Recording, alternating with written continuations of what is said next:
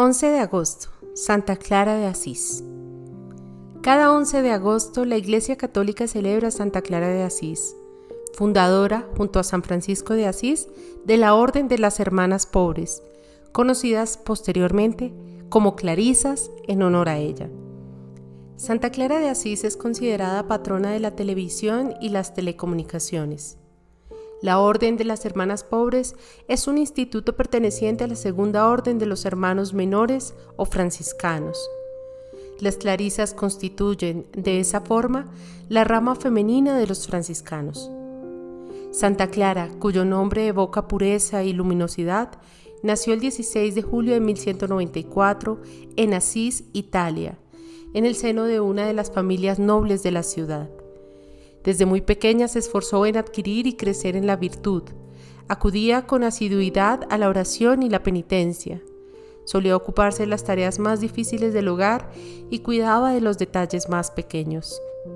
A los 18 años acudió a la iglesia de San Giorgio de Asís para la misa. Ese día, San Francisco hizo la prédica en torno a la Cuaresma. Clara, después de escucharlo, le pidió al santo que la ayudara a vivir también según el modo del Evangelio. Desde ese momento, él se convirtió en su preceptor espiritual y cultivaron una santa amistad. Clara, conforme se iba comprometiendo más con el Señor, se sentía cada día más atraída por una vida sencilla y de entrega a los pobres. Ese era, precisamente, el camino que Jesús le señalaba. La noche del Domingo de Ramos de 1212, Clara dejó su casa y se encaminó a la Porciúncula, al lado de la cual vivían los frailes menores. Hoy se conserva esta pequeña capilla franciscana dentro de la Basílica de Santa María de los Ángeles. Esa misma noche, frente al Cristo de San Damián, Clara renunció para siempre a las cosas del mundo, por amor hacia el santísimo y amadísimo niño envuelto en pañales y recostado sobre el pesebre. Se le entregó el hábito de los hermanos menores y el mismo Francisco cortó su cabello dorado. Desde ese día la santa empezó a ser parte de la Orden de los Hermanos Menores.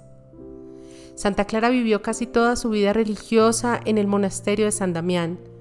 Cierto día en la alacena no había más que un solo pan y había que alimentar a 50. Santa Clara lo bendijo e hizo rezar a todas el Padre Nuestro. Un segundo después se produjo el milagro. Clara multiplicó el pan y lo repartió a sus hermanas. Incluso sobró y mandó la mitad sobrante a los hermanos menores. Entonces dijo: aquel que multiplica el pan en la Eucaristía, el gran misterio de fe, ¿acaso le faltará poder para abastecer de pan a sus esposas pobres? Una de sus frases más conocidas es: el amor que no puede sufrir no es digno de ese nombre.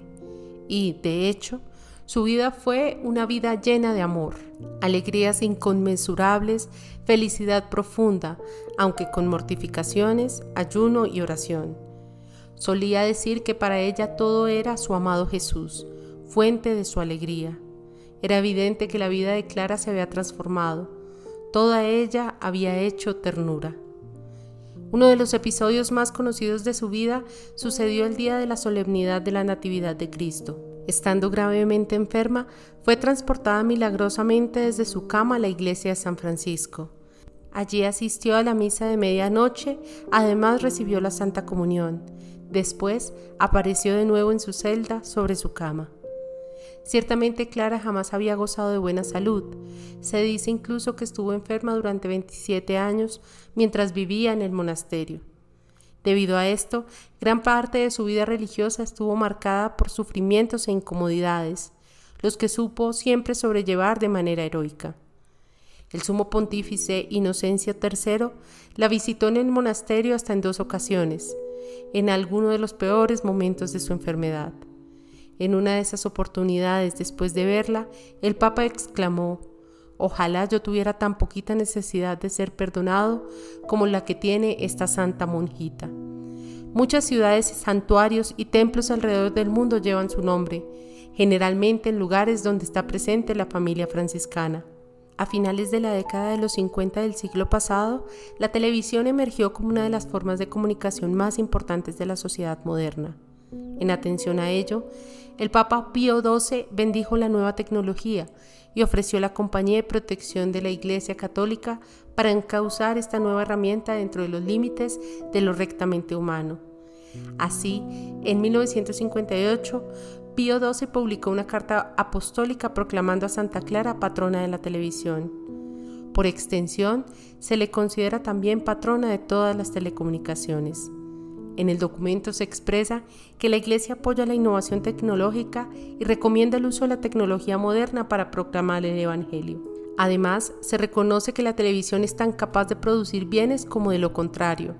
Lo mismo puede decirse de toda forma de telecomunicación o transferencia de información, por lo que se hace necesario que esta tecnología tenga un santo patrono para la protección espiritual de quienes la utilizan. Esa es precisamente Santa Clara, la mujer que fue transportada milagrosamente desde un punto a otro, desde su habitación al altar de la capilla del monasterio. En septiembre de 2010, el Papa Benedicto XVI comentó que la vida de Santa Clara es un ejemplo de cuán importantes son las mujeres en la vida eclesial.